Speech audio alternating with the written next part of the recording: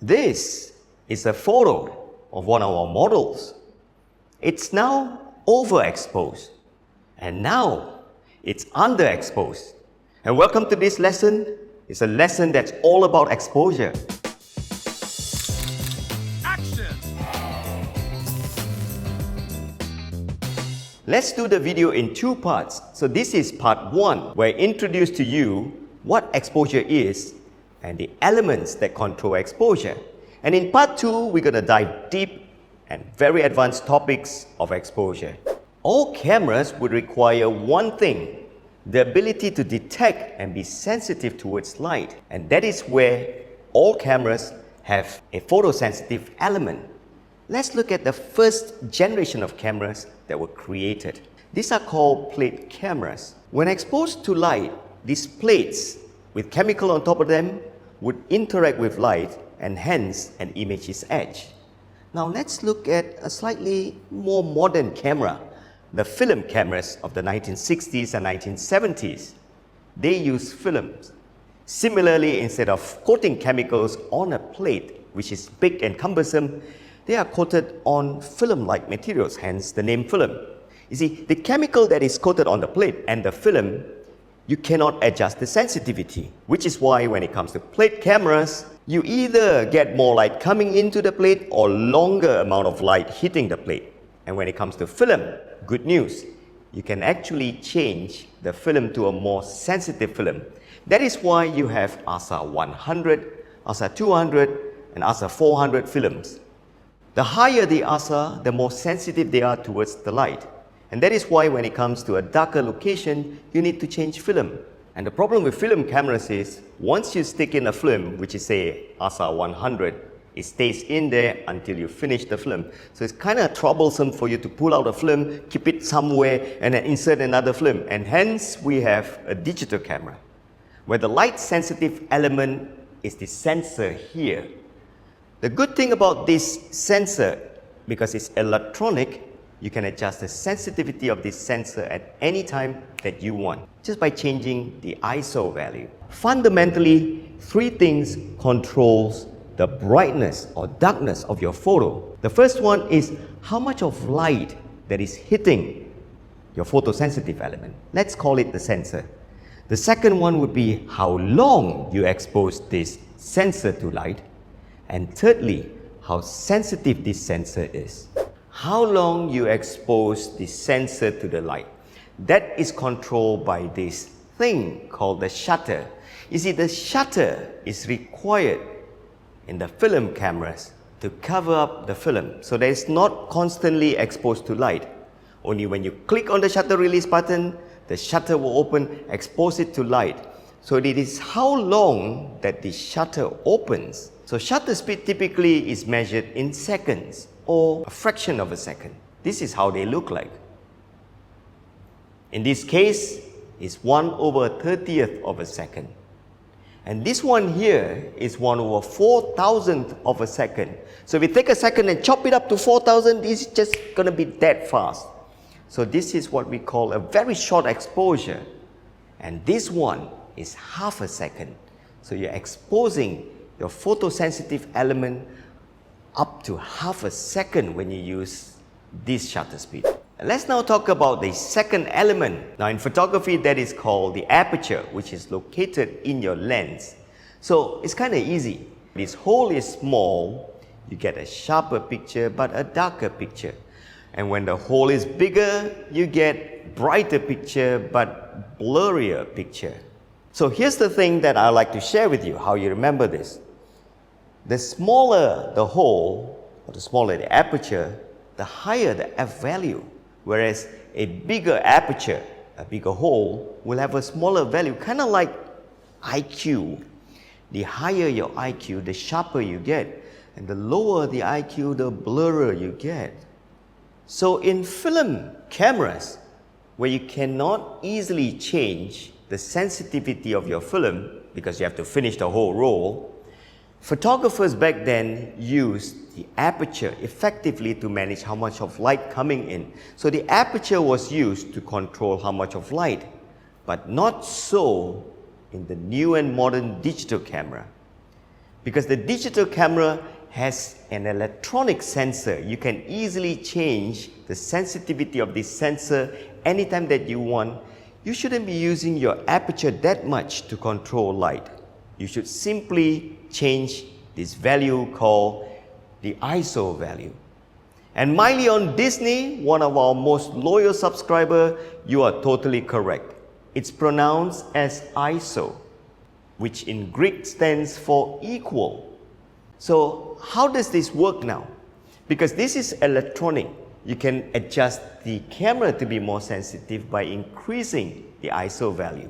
So modern cameras can go really high on the ISO, but there's a price to pay. As you set the ISO higher, the camera becomes more sensitive, but then you get digital noise like this. The pictures are no longer that clean. So simple, in a bright location, you bring the ISO down, you get cleaner picture, and in a darker location, you increase your ISO. So that's the advantage that the digital camera and the film camera has against such plate cameras. And hence now we have a summary of 3 big parameters that will control exposure. The first one is the ISO, how sensitive your photo elements is towards light. The second one is how big the hole is that the light is coming through from. This is called the aperture. It's coming through your lens. And the third one is how long that you open the shutter to expose your sensor to light. How do I know each value to set on this parameter and still get my exposure correct? Let me give you an idea what I mean. Let's assume that with your ISO, aperture and shutter speed combined and total up, it should not exceed, let's say, a figure of 10, and that's correct exposure. Let's assume that you choose an ISO of 6 and an aperture of 2. So the only way to get 10 would be a shutter of 2. And that's basically how exposure works, to total up to not 10, but 0. Now modern cameras assist you by giving you an exposure meter, kind of like a ruler. This is how it looks like. You can see this in your viewfinder at the bottom of your LCD tube. 0 means correct exposure at mid-tone. And positive means it's too bright. And negative, too dark. So whatever you do to get correct exposure, to begin with, is to put your exposure of combining the ISO, the aperture and the shutter speed, and it should fall somewhere in this region, which we call the mid-tone of photography. So it's simple, but let's move on to the next topic now. How do I determine what ISO to use, what shutter speed to use, and what aperture to use? Well, typically there are 2 types of locations, bright locations or dark locations. Let's go deeper. Bright locations can be very bright location like this bright outdoor here, or just bright. And dark locations can be dark locations and very dark locations like this. And this is where I always encourage photographers to choose the ISO value first, because you can get to adjust the sensitivity of your photo elements to where you are taking photo, or where you are, where your subject is. So if it is a very bright location like this, you can use an ISO of 100 or 200. If it is a bright location like this, you can use ISO 400 or 800. And if it is a dark location like this, you may try ISO 1600 or 3200. But with very dark location like this one, you may want to go higher than 6400. Notice that I use all these numbers exclusively, despite the fact that your cameras would have more ISO than that. These are called true stops. True stops are perfect round numbers that if you use them, you make it easier for you to calculate your exposure. And after choosing your ISO, the second thing that you should choose would be your aperture. You should now decide how much you want to blur the background. That's right. The aperture should now be used in modern digital camera not to control light, but to determine how much you want to blur your background or your foreground. Well, you can try f2 or f4 to blur the background a lot. But if you're shooting scenery, don't use those numbers. You may try f11 or f16. And now that you have chosen your ISO and your aperture, take a look at your meter and see what happens. Two things can happen. You're underexposed or you're overexposed. Well, that is because of your shutter speed. Look at this situation here. And an ISO of 400 at f4, I'm clocking it positive on the exposure meter because the shutter speed is just opening up too long. Dialing up the shutter speed will just bring the camera right back down to mid-tone. And these are all photos that have pretty decent exposure.